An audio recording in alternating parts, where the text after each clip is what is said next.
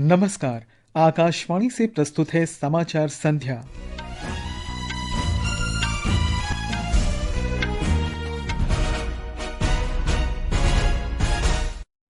विदेश मंत्री डॉक्टर सुब्रमण्यम जयशंकर ने कहा, सिंधु जल संधि तब तक स्थगित रहेगी जब तक पाकिस्तान सीमा पार आतंकवाद पर विश्वसनीय रोक नहीं लगाता। रक्षा मंत्री राजनाथ सिंह ने आतंकवाद को खत्म करने के लिए किसी भी हद तक जाने की भारत की प्रतिबद्धता दोहराई। प्रधानमंत्री नरेंद्र मोदी ने मत्स्य पालन क्षेत्र की प्रगति और भविष्य की योजनाओं की समीक्षा की। कहा, सरकार ने देश के मछुआरों के लिए ऋण और बाजार तक अधिक पहुंच सुनिश्चित की। रूस और यूक्रेन के बीच सीधी शांति वार्ता अधर में रूस के राष्ट्रपति ने यूक्रेन के राष्ट्रपति के साथ आमने सामने बैठक से इनकार किया। और बिहार में खेलो इंडिया यूथ गेम्स का रंगारंग समापन, महाराष्ट्र 158 पदकों के साथ शीर्ष पर। समाचार संध्या के साथ मैं निखिल कुमार। विदेश मंत्री डॉक्टर सुब्रमण्यम जयशंकर ने कहा है कि सिंधु जल संधि तब तक स्थगित रहेगी जब तक पाकिस्तान सीमा पार आतंकवाद पर विश्वसनीय रोक नहीं लगाता। डॉक्टर जयशंकर ने भारत और पाकिस्तान के बीच तीसरे पक्ष की मध्यस्थता से भी इनकार किया है। नई दिल्ली में उन्होंने कहा कि पाकिस्तान के साथ कोई भी बातचीत केवल द्विपक्षीय आधार पर ही होगी। डॉक्टर जयशंकर ने कहा कि पाकिस्तान को भारत को सौंपे जाने वाले आतंकियों की सूची दे दी गई है और साथ ही उसे आतंकी ढांचों को भी नष्ट करना होगा। Our relations, our dealings with them will be strictly bilateral. That is a national consensus for many years, and there is absolutely no change. Pakistan has a list of terrorists who need to be handed over. They have to shut down the terrorist infrastructure. We are prepared to discuss with them what is to be done on terrorism. Those are the talks which are feasible. Doctor Jaishankar ने कहा कि भारत ने स्पष्ट कर दिया है कि पाकिस्तान के साथ बकाया मुद्दों में केवल उसके अवैध कब्जे वाले जम्मू कश्मीर को मुक्त कराना है। विदेश मंत्री ने कहा कि प्रधानमंत्री नरेंद्र मोदी ने स्पष्ट कर दिया है कि पाकिस्तान के साथ बातचीत केवल आतंक के मुद्दे पर ही होगी। रक्षा मंत्री राजनाथ सिंह ने आतंकवाद को खत्म करने के लिए किसी भी हद तक जाने की भारत की प्रतिबद्धता दोहराई है। उन्होंने कहा कि प्रधानमंत्री ने आतंक के खिलाफ भारत की नीति को नए सिरे से परिभाषित किया है। श्रीनगर में सैनिकों को संबोधित करते हुए श्री सिंह ने कहा कि भारतीय धरती पर किसी भी आतंकी हमले को युद्ध की कार्रवाई माना जाएगा। रक्षा मंत्री ने ऑपरेशन सिंदूर को इतिहास में आतंक के विरुद्ध भारत की सबसे बड़ी कार्रवाई बताया। ऑपरेशन सिंदूर आतंकवाद के खिलाफ भारत द्वारा चलाई गई अब तक के इतिहास की सबसे बड़ी कार्रवाई है। 35-40 वर्षों से भारत सरहद पार से चलाए जा रही आतंकवाद का सामना कर रहा है। आज भारत ने पूरी दुनिया को यह साफ कर दिया है कि आतंकवाद के खिलाफ हम किसी भी हद तक जा सकते हैं। रक्षा मंत्री ने कहा कि आतंक के खिलाफ भारत के अडिग संकल्प का अंदाजा इसी बात से लगाया जा सकता है कि पाकिस्तान के परमाणु ब्लैकमेल से भारत विचलित नहीं हुआ। उन्होंने कहा कि पाकिस्तान के परमाणु हथियारों को अंतर्राष्ट्रीय परमाणु ऊर्जा एजेंसी की निगरानी में लिया जाना चाहिए। कृषि मंत्री शिवराज सिंह चौहान ने भारतीय सेना की त्वरित प्रतिक्रिया की प्रशंसा की है। उन्होंने ऑपरेशन सिंदूर में देश की रणनीतिक सफलता के लिए प्रधानमंत्री नरेंद्र मोदी के नेतृत्व की प्रशंसा की। कृषि मंत्री ने नागालैंड के पेरेन जिले में आयोजित एक कार्यक्रम में ये बात कही।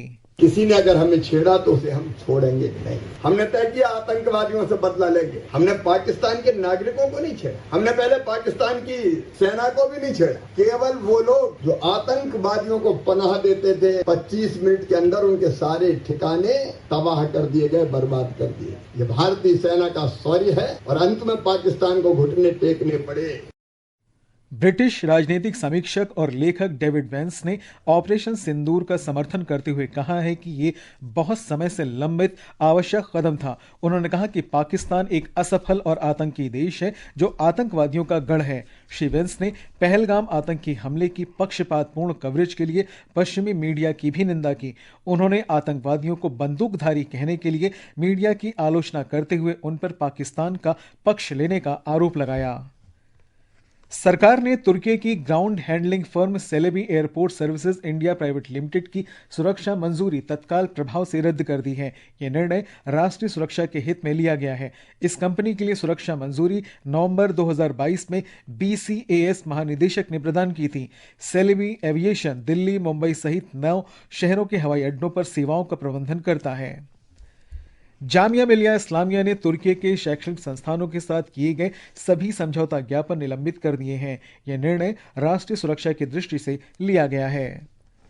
ऑपरेशन सिंदूर की सफलता का जश्न मनाने के लिए देश भर में तिरंगा यात्रा का आयोजन किया जा रहा है। जम्मू कश्मीर के श्रीनगर और अनंतनाग में भाजपा ने रैली आयोजित की, जिसमें बड़ी संख्या में पार्टी कार्यकर्ता और लोग शामिल हुए। गुजरात के कई जिलों में भी तिरंगा यात्रा का आयोजन किया गया। राजस्थान के जयपुर में मुख्यमंत्री भजनलाल शर्मा ने यात्रा का नेतृत्व किया। मध्य प्रदेश में भी तिरंगा यात्रा को लेकर उत्साह चरम पर है। पंजाब के जालंधर में भी यात्रा का आयोजन किया गया। सरकार ने कई समाचार चैनल और सोशल मीडिया की उन रिपोर्टों को खारिज कर दिया है जिनमें दावा किया गया था कि विदेश मंत्री सुब्रमण्यम जयशंकर ने कहा था कि चीनी उपग्रहों ने पाकिस्तान की सहायता की है।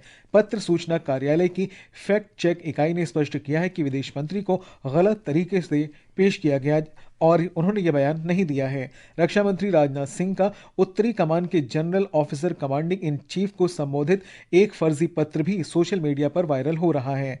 पीआईबी ने कहा कि यह पत्र पाकिस्तानियों द्वारा गलत सूचना फैलाने के उद्देश्य से झूठे प्रचार अभियान के अंतर्गत फैलाया जा रहा है।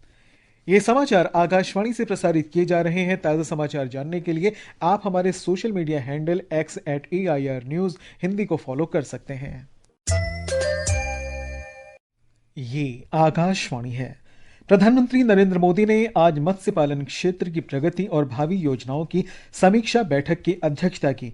बैठक में गहरे समुद्र में मछली पकड़ने और समुद्री खाद्य निर्यात पर ध्यान केंद्रित किया गया। श्री मोदी ने कहा कि सरकार इस क्षेत्र को बहुत महत्व देती है और इससे संबंधित बुनियादी ढांचा बेहतर बनाने के लिए बड़े पैमाने पर काम किया जा रहा है। उन्होंने कहा कि सरकार ने मछुआरों के लिए ऋण के साथ साथ बाजारों तक अधिक पहुंच सुनिश्चित की है।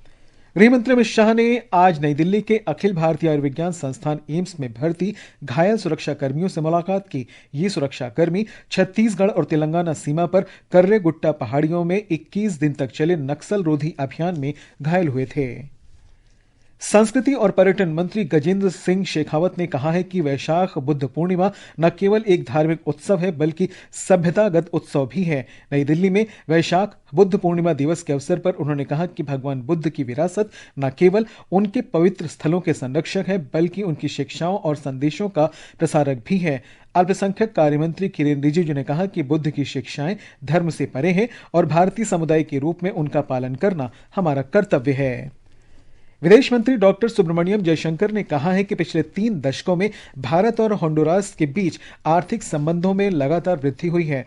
उन्होंने कहा कि द्विपक्षीय व्यापार $30 करोड़ से अधिक हो गया है। नई दिल्ली में होंडुरास के दूतावास के उद्घाटन के अवसर पर डॉक्टर जयशंकर ने कहा कि दोनों देशों के बीच आर्थिक संबंध व्यापार, निवेश और तकनीकी सहयोग पर आधारित हैं।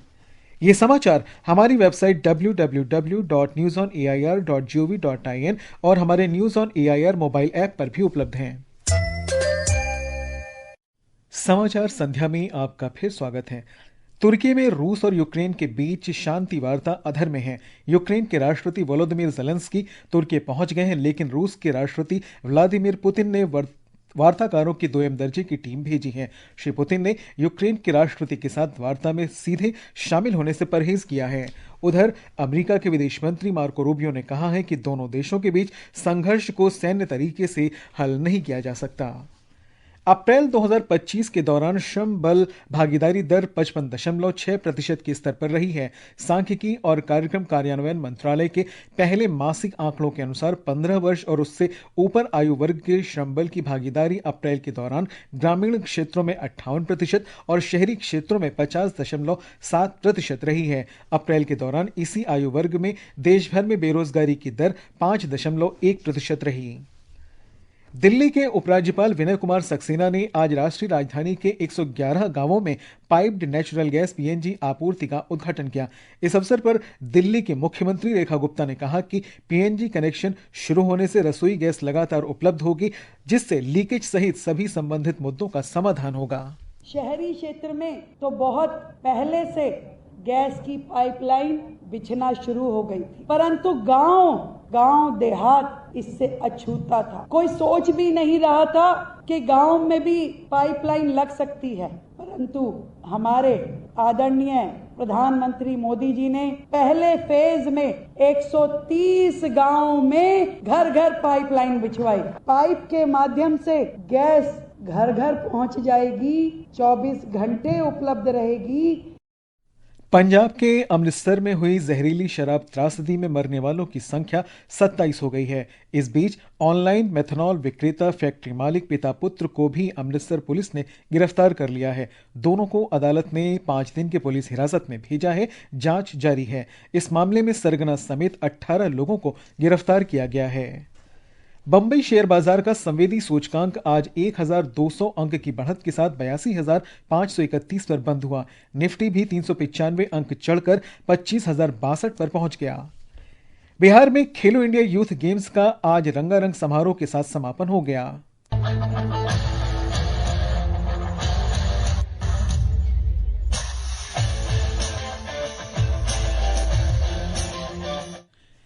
केंद्रीय खेल राज्य मंत्री रक्षा निखिल खड़से ने कहा कि प्रधानमंत्री नरेंद्र मोदी के नेतृत्व में देश भर में खेल की नई संस्कृति को विकसित किया जा रहा है। हमारे संवाददाता ने बताया कि महाराष्ट्र 58 स्वर्ण, 47 रजत और 53 कांस्य पदक जीतकर कुल 158 पदकों के साथ ओवरऑल चैंपियन रहा।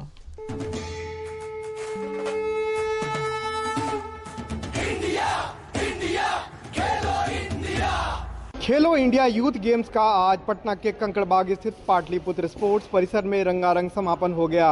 12 दिनों तक चले खेलों के इस महाकुंभ में देश भर से करीब 5,300 खिलाड़ियों के साथ साथ 3,000 कोच और अधिकारियों ने भाग लिया। बिहार की मेजबानी में पहली बार आयोजित खेलो इंडिया यूथ गेम्स का 7वां संस्करण काफी महत्वपूर्ण रहा। भारोत्तोलन, तीरंदाजी, एथलेटिक्स सहित कई खेलों में नए रिकॉर्ड बने। वहीं भविष्य के लिए प्रतिभावान खिलाड़ियों का उदय हुआ जो आगे चलकर ओलंपिक, एशियाड, राष्ट्रमंडल सहित बड़ी खेल प्रतियोगिताओं में देश का प्रतिनिधित्व करेंगे। धर्मेंद्र कुमार राय, आकाशवाणी समाचार, पटना। तेलंगाना में मिस वर्ल्ड प्रतिभागियों ने आज वारंगल के ऐतिहासिक रामप्पा मंदिर में दर्शन किए। मुलुगु जिले में स्थित यूनेस्को विश्व धरोहर स्थल रामप्पा मंदिर की जटिल नक्काशी और आध्यात्मिक वातावरण ने मिस वर्ल्ड प्रतिभागियों को बहुत प्रभावित किया। अमेरिका, कनाडा, पनामा और अर्जेंटीना सहित कई देशों के प्रतिभागियों ने तेलंगाना की सांस्कृतिक गहराई और आतिथ्य की प्रशंसा की। अंत में मुख्य समाचार एक बार फिर। विदेश मंत्री डॉक्टर सुब्रमण्यम जयशंकर ने कहा, सिंधु जल संधि तब तक स्थगित रहेगी जब तक पाकिस्तान सीमा पार आतंकवाद पर विश्वसनीय रोक नहीं लगाता। रक्षा मंत्री राजनाथ सिंह ने आतंकवाद को खत्म करने के लिए किसी भी हद तक जाने की भारत की प्रतिबद्धता दोहराई। प्रधानमंत्री नरेंद्र मोदी ने मत्स्य पालन क्षेत्र की प्रगति और भविष्य की योजनाओं की समीक्षा की। कहा, सरकार ने देश के मछुआरों के लिए ऋण और बाजार तक अधिक पहुंच सुनिश्चित की। रूस और यूक्रेन के बीच सीधी शांति वार्ता अधर में रूस के राष्ट्रपति ने यूक्रेन के राष्ट्रपति के साथ आमने सामने बैठक से इनकार किया। और बिहार में खेलो इंडिया यूथ गेम्स का रंगारंग समापन, महाराष्ट्र 158 पदकों के साथ शीर्ष पर। इसके साथ ही समाचार संध्या का ये अंक समाप्त हुआ। नमस्कार।